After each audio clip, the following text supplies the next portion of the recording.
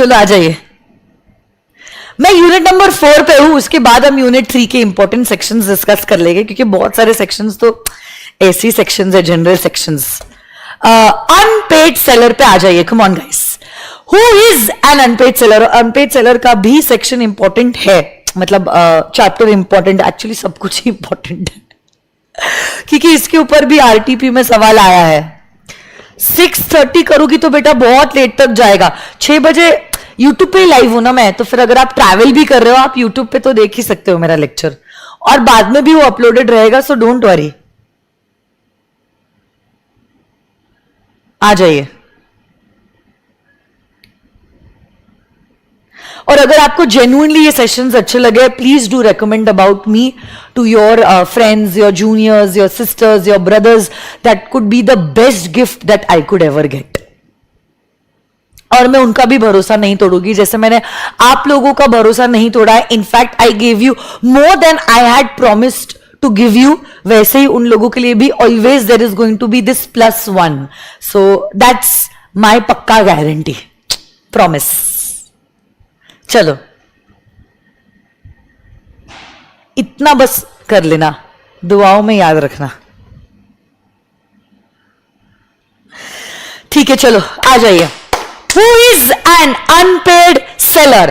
Unpaid seller एक ऐसा seller है जिसको पूरा price for the goods that he has sold नहीं मिला है। पार्ट पेमेंट मिला है, पार्ट नहीं मिला है, या तो पूरा का पूरा पेमेंट नहीं मिला है, या तो फिर उसको नेगोशिएबल इंस्ट्रूमेंट मिला है, जैसे कि बिल ऑफ एक्सचेंज मिला है, प्रॉमिसरी नोट मिला है, चेक मिला है, बट वो हो चुका है डिसऑनर। ऐसे सेलर को कहते हैं एज एन अनपेड सेलर। यही अनपेड सेलर को राइट्स मिलते हैं, कुछ rights against the goods and कुछ राइट्स अगेंस्ट द बायर। अब 3 राइट्स उसको मिलते हैं against the goods. What are these 3 rights? 1, right of lien, second is the right of stoppage in transit, and the third right is the right of resale। इन्हीं 3 rights के बारे में हम detail में अब करने वाले हैं चर्चा। इसके अलावा भी अनपेड सेलर को कुछ राइट्स मिलते हैं अगेंस्ट द बायर, जो इन्हीं 3 पॉइंट्स के बाद हम लोग करने वाले हैं डिस्कस। पहला right is the right of lien. Right of lien, lien में आप क्या करो? गुड्स का फिजिकल पोजेशन अपने पास रिटेन करके रख रहे हो। कब तक रिटेन करके रख रहे हो? जब तक ये गुड्स का प्राइस जो है आपको एक्चुअली नहीं दिया जाता, ठीक है? हाँ, वेरी गुड। कौन है ये? Kartik, very good. Jus in rem and jus in personam. Jus in rem means rights against the goods, जो ये 3 राइट्स है, rights of lien, right of stoppage in transit and right of resale. And jus in personam का मतलब होता है right against the other person, और हमारे contract of sale में the other person is nobody but the buyer. हाँ, क्योंकि हर cell के कॉन्ट्रैक्ट में 2 ही लोग होते हैं, सेलर एंड बायर। तो सुनो ना मेरी बात, लीन में आप क्या करो? लीन में आप गुड्स के फिजिकल पोजेशन को अपने पास रिटेन करके रख रहे हो। कब तक रिटेन करके रखोगे आप? तब तक रिटेन करोगे जब तक आपको आपके गुड्स का प्राइस नहीं मिलता। तो आपने गुड्स को बेच तो दिया है, बट माय डियर स्टूडेंट्स, आप लोगों को अभी तक गुड्स का पेमेंट नहीं मिला है। बट फॉर्चुनेटली गुड्स का पोजेशन अभी भी आपके पास ही है। तो अब आप कहोगे to the buyer, hey buyer, जब तक मेरे को गुड्स का प्राइस नहीं मिलता तब तक मैं भी आपको आपके गुड्स जो है वो नहीं बेचूंगा। इसी को कहते हैं एज द राइट ऑफ लीन। अब देखो, राइट ऑफ लीन कब कब एक्सरसाइज किया जा सकता है? राइट ऑफ लीन एक्सरसाइज किया जा सकता है 3 केसेस में। इसके ऊपर आरटीपी में सवाल आया था। 1, आपने गुड्स को कैश में बेचा है, मतलब कैश सेल्स, और कैश नहीं मिला। क्रेडिट सेल्स हुआ है, क्रेडिट पीरियड एक्सपायर हो चुका है और अभी तक आपको पेमेंट नहीं मिला है। या तो third case, buyer has been declared as insolvent. इनमें से तीनों में से कोई भी एक कंडीशन अगर सेटिस्फाई होती है तो आप लीन के राइट को कर सकते हो एक्सरसाइज। यस सुनो गाइस, यस। अगर आपने गुड्स की पार्ट डिलीवरी की है तो अब जो गुड्स की पार्ट डिलीवरी हो चुकी है वो गुड्स पे तो लीन एक्सरसाइज नहीं हो सकता, बट बाकी का जो पार्ट है उस पे लीन एक्सरसाइज किया जा सकता है। ओके, लीन कब टर्मिनेट होता है? 1, आपने गुड्स की डिलीवरी कैरियर को दे दी है या ऐसे कोई बेली को दे दी है जो किसका बंदा है, बायर का बंदा है, या तो फिर बायर ने खुद ने गुड्स का पोजेशन लीगली ऑब्टेन कर लिया है, या तो फिर सेलर ने खुद ने ही लीन के राइट को कर दिया है वेव ऑफ, या तो फिर समटाइम्स बाय एस्टॉपेल सेलर जो है ऐसे बिहेव करता है, ऐसी हरकतें करता है, उसका कंडक्ट ये बताता है कि थर्ड पार्टी बिलीव करता है कि लीन एग्जिस्ट नहीं करता है, तब लीन का राइट होता है टर्मिनेट। ये सुनो गाइस, अब देखो लीन के साथ साथ आप अगर चाहो सेपरेटली केस फाइल कर सकते हो for recovering the price of the goods. Just because आपने केस फाइल किया है इसका ये मतलब नहीं है कि आप लीन एक्सरसाइज नहीं कर सकते, इसके साथ साथ आप लीन भी एक्सरसाइज कर ही सकते हो। Okay, so that was about the right of lien. Very good Kartik, Divyani, Sharvani, Naveen, Shashank, very good. हर्ष,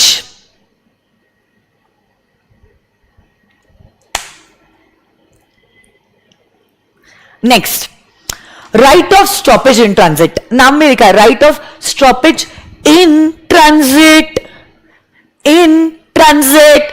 तो पहले ये चीज इंपॉर्टेंट है कि आप ये जानो इन ट्रांजिट कब होते हैं गुड्स, क्योंकि ये राइट तभी एक्सरसाइज किया जा सकता है जब goods are in transit. If the goods are not in transit आपको ये राइट नहीं मिलता है।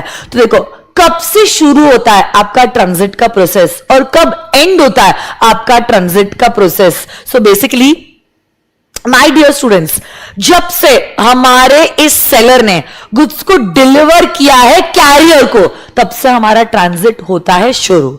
But just before the goods are delivered to the buyer हमारा ट्रांजिट इन प्रोसेस होता है। जैसे ही आपने गुड्स को बायर को डिलीवर कर दिया तो transit comes to an end. तो अगर गुड्स ट्रांजिट के प्रोसेस में है तो ऐसे केस में आप इस्तेमाल कर सकते हो the right of stoppage in transit. ठीक है, अब ये जो right of stoppage in transit है ये एक्सरसाइज तभी किया जा सकता है, one when the goods are in transit and two the buyer has become insolvent। लीन में इंसॉल्वेंट रहा तो भी लीन एक्सरसाइज हो सकता है, इंसॉल्वेंट नहीं है मतलब सॉल्वेंट है तो भी लीन एक्सरसाइज किया जा सकता है। बट ये जो right of stoppage in transit है तभी एक्सरसाइज किया जा सकता है when the buyer has been declared as insolvent, otherwise this right cannot be exercised। okay, next, come on guys।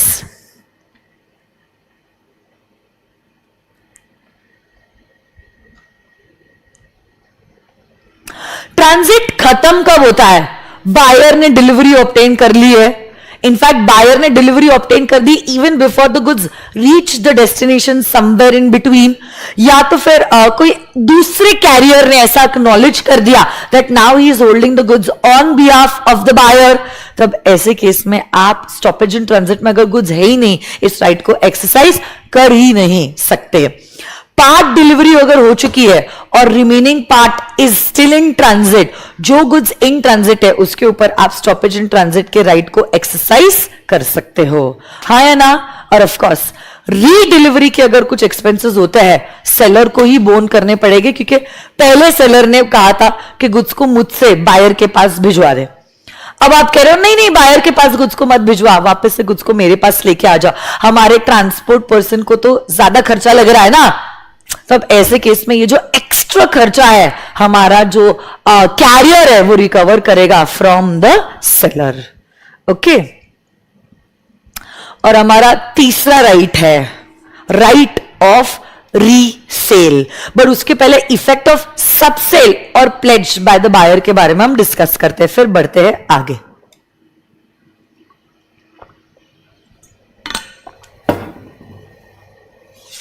सुनो ना मेरी बात,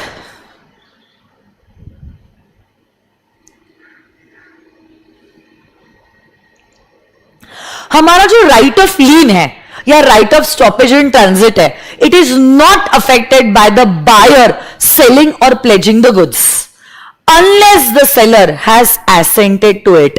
तो कल जाके अगर हमारा बायर गुड्स को प्लेज भी कर रहा है या गुड्स का सबसेल भी कर रहा है, तो भी हमारा अनपेड सेलर जो है वो लीन का राइट या स्टॉपेज इन ट्रांजिट का राइट एक्सरसाइज कर सकता है, क्योंकि ओरिजिनल सेलर तो हमारा ये वाला अनपेड सेलर है। जब तक ये वाला कॉन्ट्रैक्ट डिस्चार्ज नहीं होता है, आगे वाले बंदे को कैसे राइट्स मिल सकते हैं? इसलिए हमने कहा कल जाके बायर सबसेल भी करता है, प्लेज भी करता है, हमारा ओरिजिनल अनपेड सेलर के पास अभी भी लीन या स्टॉपेज इन ट्रांजिट का राइट रहेगा। बट अगर अनपेड सेलर ने सब सेल या तो फिर प्लेज को कंसेंट दिया है, तो ऐसे केस में unfortunately unpaid seller will not be able to exercise the right of lien और the right of stoppage in transit. Okay,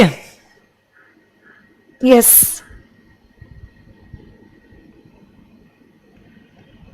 The third right that the unpaid seller has against the goods is a right of resale. In fact, ये one of the important rights है। इसके बगैर हमारा लीन और stoppage in transit जो है वो अधूरा है, क्योंकि ये राइट क्या कहता है, अगर आपको गुड्स का पेमेंट नहीं मिला है और आपके गुड्स पेरिशेबल नेचर के हैं, तो ऐसे केस में आप तो बिगर बायर को नोटिस दिए गुड्स को बेच सकते हैं। अदरवाइज जनरल रूल कहता है आपको एक आखिरी बार बायर को चिट्ठी देनी होगी कि ये बायर देख, तेको पिछले महीने के 30 तारीख तक पेमेंट देना था, अब अगला महीने का 15 तारीख भी आ चुका है, फिर भी आपने पेमेंट नहीं दिया।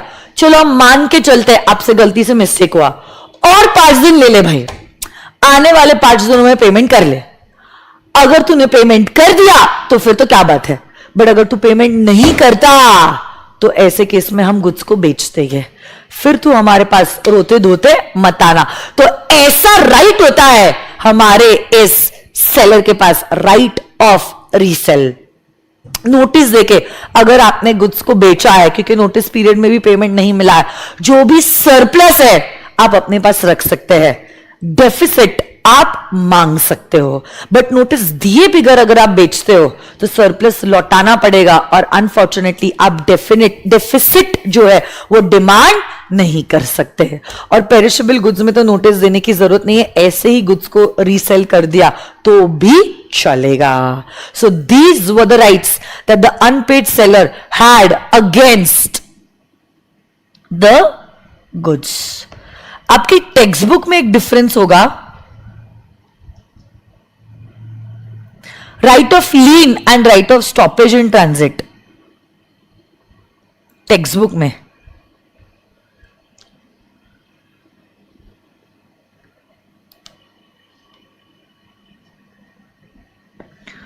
एक मिनट, ये डिफरेंशिएशन भी काफी क्लियर डिफरेंशिएशन है।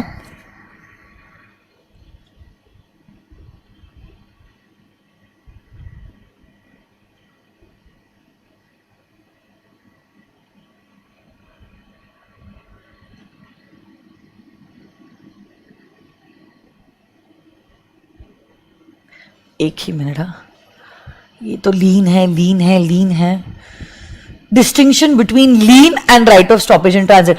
बट आप लोग ऐसे पॉइंट वाइज फॉर्मेट में डिफरेंस मत लिखना। आप लोग जानते हो अगर डिफरेंस लिखना भी है, you are suppose to write it in a tabular format. मैं 1 मिनट का समय देती हूँ, ये पांचों भी डिफरेंसेस के पॉइंट प्लीज रीड कर देना। लीन जहां खत्म होता है, स्टॉपेज इन ट्रांजिट शुरू होता है। लीन में आप गुड्स को रीटेन कर रहे हो, स्टॉपेज इन ट्रांजिट में आप गुड्स को रीगेन कर रहे हो। यहां पे चाहे सॉल्वेंट है, इंसॉल्वेंट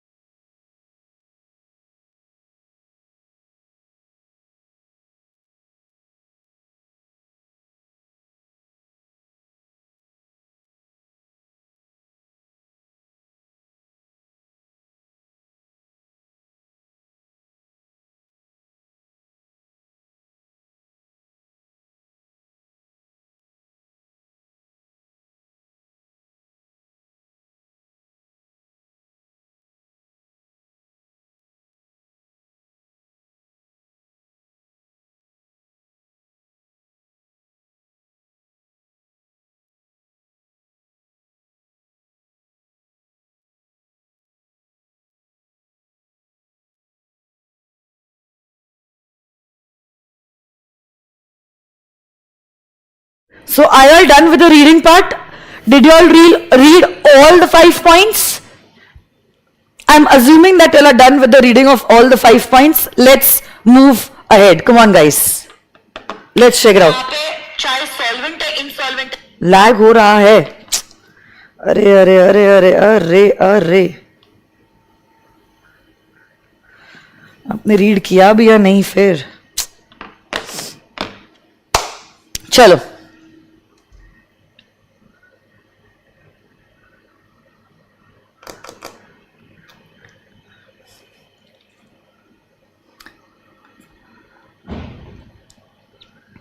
तो जैसे अनपेड सेलर के पास कुछ राइट्स है against the buyer, against the goods, वैसे ही कुछ राइट्स होते हैं अगेंस्ट द बायर. क्या क्या राइट्स है? पहली बात तो आप बायर के अगेंस्ट केस फाइल करके प्राइस रिकवर कर सकते हो. सिर्फ प्राइस क्यों, आप डैमेजेस भी डिमांड कर सकते हो. अगर एंटिसिपेटरी ब्रीच था तब भी आप इमीडिएट बेसिस पे डिसाइड कर सकते हो कॉन्ट्रैक्ट को रिसाइन करना और डैमेजेस क्लेम कर सकते हो. और अगर there was a specific agreement between the seller and the buyer, सिर्फ गुड्स का प्राइस नहीं बट प्राइस के साथ साथ इंटरेस्ट भी मिलेगा, तो ऐसे केस में you will be able to recover both the price and the interest for the delayed payment. So these were the 4 rights that the unpaid seller has against the buyer just in personam. But हर बार ये बोलना सही नहीं है buyer ही वहियाद है, buyer ने ही contract को ब्रीच किया. ऐसा भी तो हो सकता है ना, सेलर ने कॉन्ट्रैक्ट को किया है ब्रीच, तो क्या बायर के पास भी कुछ राइट्स होने चाहिए against the seller? So the answer to this question is yes. कौन से rights? 1, when are seller fails to deliver the goods at the time that he had promised, तो ऐसे केस में सबसे पहली बात तो हमारा buyer can file a case against the seller and he can claim the damages for the non-delivery of the goods. कभी कभार damages is not an adequate remedy. जैसे कि अगर कोई antique goods है, we don't want damages, we want those goods only, तब आप case file कर सकते हो for specific performance. Next, you can also file a case for breach of warranty. And last but not the least, अगर due date के पहले ही seller goods को deliver करने से मना करता है, आप कॉन्ट्रैक्ट को कर सकते हो रेप्यूडिएट. मतलब सेलर ने कॉन्ट्रैक्ट को अगर किया है रेप्यूडिएट, आप एंटिसिपेटरी ब्रीच को एक्चुअल ब्रीच ट्रीट करके इमीडिएट बेसिस पे डैमेजेस को कर सकते हो क्लेम. और यहां पे आप जानते हो डैमेजेस मतलब सिर्फ ऑर्डिनरी डैमेजेस नहीं, अगर आपने स्पेशल सर्कमस्टेंसेस के बारे में बताया है तो ऑर्डिनरी डैमेजेस के साथ साथ आप स्पेशल डैमेजेस भी क्लेम कर सकते हो.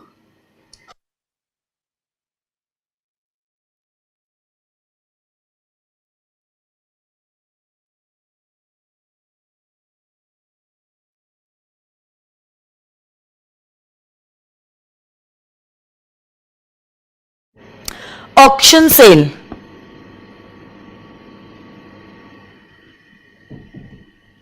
Ma'am, doubt relating to performance. If somebody is trying to give performance, but जब आप try करते हो performance देने का मतलब attempted performance, make it sure reasonable time है, reasonable place है, ठीक है? But we are delaying it. What will happen? अगर आप डिले कर रहे हो तो वो other party can resign the contract. In fact, other party can sue you for non acceptance of performance, और वो डैमेजेस डिमांड कर सकती है और आपके पास कोई राइट नहीं रहेगा against the other party. Okay Raunak?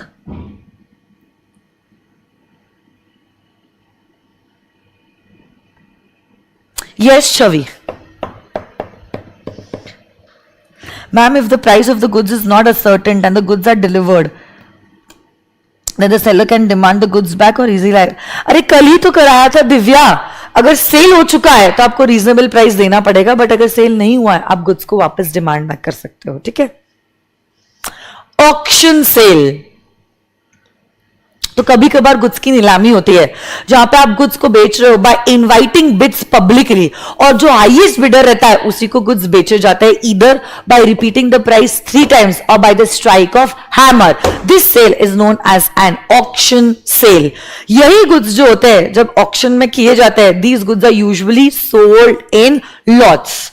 Okay, or just like any other sale, auction sale is also a sale of goods which is completed by the strike of hammer. अगर seller चाहे एक reserve price maintain कर सकता है, अगर मतलब base price decide कर सकता है, बाद में अगर पता चला कि यहां पे क्या हुआ था, प्रिटेंडेड बिडिंग हुई थी, तो ऐसे केस में बायर कॉन्ट्रैक्ट को कर सकता है repudiate. Okay, so that was about auction cell.